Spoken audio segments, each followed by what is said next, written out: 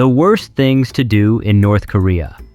Welcome to the most amazing channel and one of the most restrictive countries in the world. Today, we're diving into one of the most restrictive countries in the world, North Korea. Ruled by an enigmatic, tyrannical, and violent leader, even the smallest misstep can lead to imprisonment or execution for both citizens and tourists. In this video, we're uncovering 11 ordinary actions that could land you in prison or even cost you your life in the Democratic People's Republic of Korea. You won't believe the shocking reason why one man was executed with anti-aircraft fire.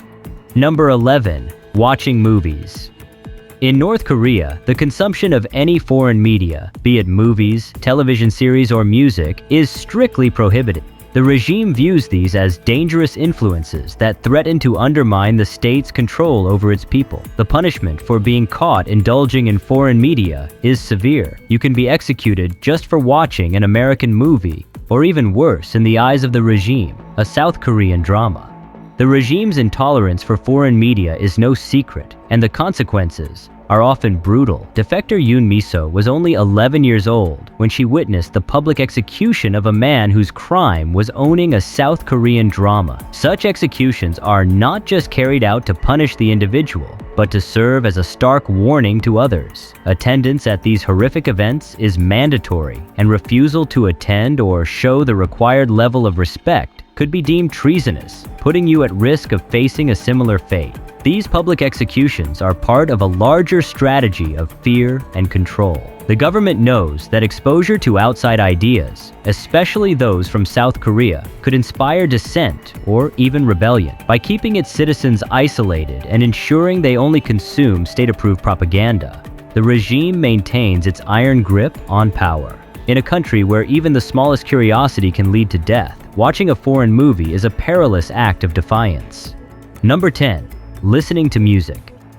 In North Korea, listening to unauthorized music is a dangerous act that can lead to severe punishment. The regime tightly controls all forms of entertainment, allowing only music that glorifies the state and its leaders. For many, however, the allure of foreign music, especially South Korean pop, proves irresistible, even though the consequences of getting caught can be devastating. In 2009, 16-year-old Kim Gum-hyok learned this the hard way when police raided his home and discovered DVDs of South Korean pop music. The authorities detained and tortured him for days, trying to force a confession. Despite the brutal interrogation, Kim never revealed that it was his own father who had given him the DVDs. Fortunately, Kim's father had connections within the system and was able to bribe the guards to secure his son's release. But the risk didn't end there. The family remained under scrutiny, and the fear of further punishment lingered. A few years later, Kim managed to escape the oppressive regime, leaving behind a country where even the simple pleasure of listening to music can lead to torture or worse. Today, North Koreans who dare to enjoy foreign media often do so in secret, sharing movies and music on encrypted USB sticks to avoid detection. This underground network represents a small yet significant act of resistance against a regime that seeks to control every aspect of its citizens' lives. Number 9. Religious freedom. In North Korea, religious freedom is virtually non-existent. The regime, which classifies itself as an atheist state, has banned all forms of religion, viewing them as a threat to its absolute control. Among the many forbidden items, one stands out as particularly dangerous: the Bible. Seen not only as a religious text, but also as a symbol of Western culture and influence, possessing a Bible can lead to severe consequences. The case of American Jeffrey Fowle in 2014 highlights the extreme measures North Korea takes to suppress religious expression. Fowle was arrested after he left a Bible in the bathroom of a restaurant during a visit to the country. The authorities accused him of being a missionary, a serious charge in North Korea, deemed it a crime against the state, and sentenced him to hard labor. His arrest sparked international concern, and after 5 months of intense diplomatic negotiations, Fowle was eventually released. However, others associated with him were not as fortunate and remained in custody, a stark reminder of the dangers faced by anyone suspected of promoting religion. For those who practice a religion, North Korea is a perilous place. The regime's paranoia means that even carrying religious objects, such as necklaces, images, or especially a Bible, can put you at risk of arrest, imprisonment, or worse. The state's harsh stance on religion is designed to eliminate any form of spiritual or ideological competition, ensuring that the only belief system allowed is the cult of personality surrounding its leaders. Number 8. Jeans. Jeans, a staple of Western fashion, are strictly forbidden in North Korea as they are seen as a symbol of American culture. In 2021, Kim Jong-un extended this ban to include tight pants, as well as lip and nose piercings, condemning them as representations of a capitalist lifestyle. For anyone planning to visit North Korea, it's essential to abandon any notions of Western fashion to avoid severe repercussions. Number 7. Haircuts. In North Korea, the government strictly controls even the most personal aspects of life, including haircuts. Unlike in Western cultures, where hairstyles are a form of self-expression and individuality, North Korean citizens face severe limitations.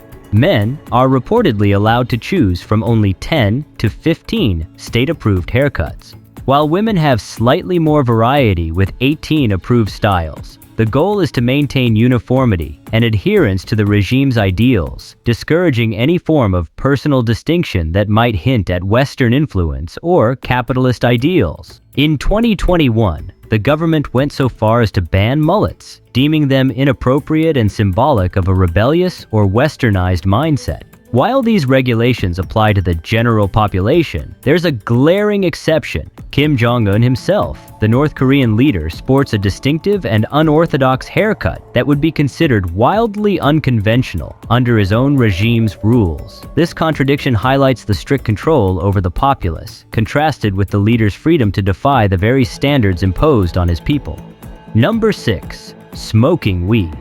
In North Korea, the sight of weed growing freely along the roadsides has led some to mistakenly believe that the drug is legal and widely available, sparking rumors that the country might become a new haven for cannabis enthusiasts, akin to Amsterdam. However, these assumptions couldn't be further from the truth. The plants growing in North Korea are actually industrial hemp containing minimal THC, the psychoactive compound that gives marijuana its mind-altering effects. The North Korean government has made it unequivocally clear that marijuana is as illegal as any other serious drug, such as cocaine or heroin.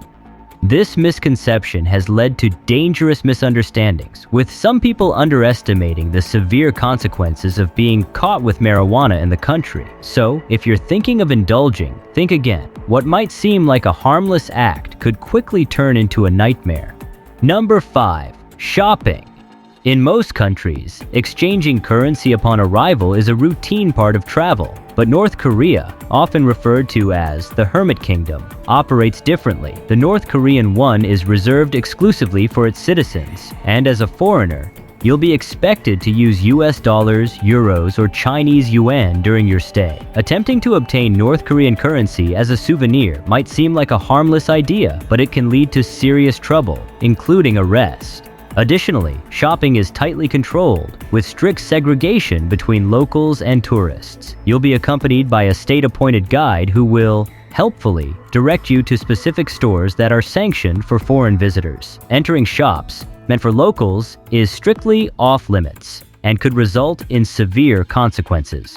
In North Korea, even the simple act of shopping is a carefully monitored and controlled experience, reflecting the regime's broader approach to maintaining rigid control over every aspect of life within its borders. Number 4. Not dusting regularly. In North Korea, the reverence for its leaders extends to every home, where it is mandatory for families to display portraits of former leaders Kim Il-sung and Kim Jong-il. These portraits must be hung high on the wall, ensuring that no one or nothing else in the room surpasses them in height, symbolizing their supreme authority. But it doesn't stop there. These portraits must be meticulously maintained, kept spotless at all times. The government takes this duty so seriously that guards are assigned to regularly inspect each household's frames. Even the slightest layer of dust on the portraits can result in severe penalties, including hefty fines. The consequences of failing to uphold this duty are harsh. In a tragic incident in 2020, a mother rushed to save her 2 children when her house caught fire, but she neglected to rescue the portraits. Her actions, driven by a natural instinct to protect her children, were deemed a grave offense. As a result, she was detained and reportedly denied medical treatment for her children's injuries. The regime's brutal enforcement of these rules shows just how far it will go to maintain its cult of personality. The woman's current fate remains uncertain, but reports suggest she may be facing a jail sentence, a grim reminder of the oppressive environment North Koreans endure daily. Number 3. Laughing. In North Korea, the mourning period for former leader Kim Jong-il is enforced with strict and somber regulations. Beginning on December 17th each year, citizens are required to observe 1 day of mourning for every year that has passed since his death in 2010. During this time, the expression of any form of joy or normalcy is strictly prohibited. Laughing, drinking alcohol, exercising, and even grocery shopping are all banned, as the regime demands that everyone participates in a collective display of grief. Police officers are deployed to patrol the streets and inspect homes, ensuring that these rigid rules are followed. Failure to comply is not just seen as a minor infraction, but is considered a serious ideological crime. Those who break these rules face severe punishment, as the regime uses this mourning period to reinforce its control and remind the population of the absolute reverence expected for its leaders. Number 2. Dozing off. In North Korea, even the slightest misstep in demonstrating loyalty to the leader can have fatal consequences. In 2015, during an event attended by Kim Jong-un, Defense Minister Hyun Yong-chol made the grave mistake of dozing off and failing to promptly follow the leader's instructions. This act of perceived disloyalty infuriated Kim Jong-un to such an extent that he ordered Hyun's execution. However, the punishment was far from ordinary. Hyun was not executed by a traditional firing squad, but was subjected to the horrific method of anti-aircraft gunfire. This brutal and extreme form of execution was likely intended not just to punish, but to serve as a powerful and terrifying warning to others within the regime. It underscored the absolute and unforgiving nature of the North Korean leadership, where even a momentary lapse in attention can lead to a gruesome and public death. Number 1.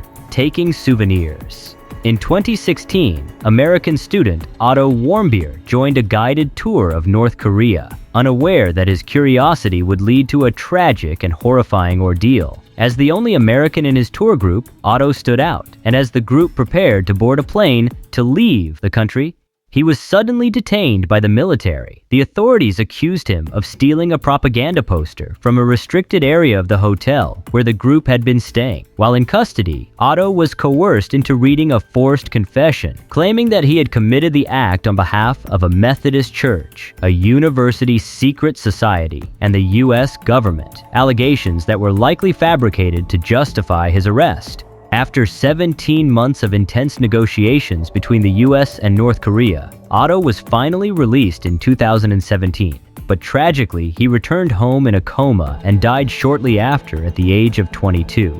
The exact circumstances of what happened to Otto during his detention remain unclear, and it is still unknown whether he actually took the poster. His case has become a stark warning from the US government, which now strongly advises Americans against traveling to North Korea due to the high risk of political imprisonment.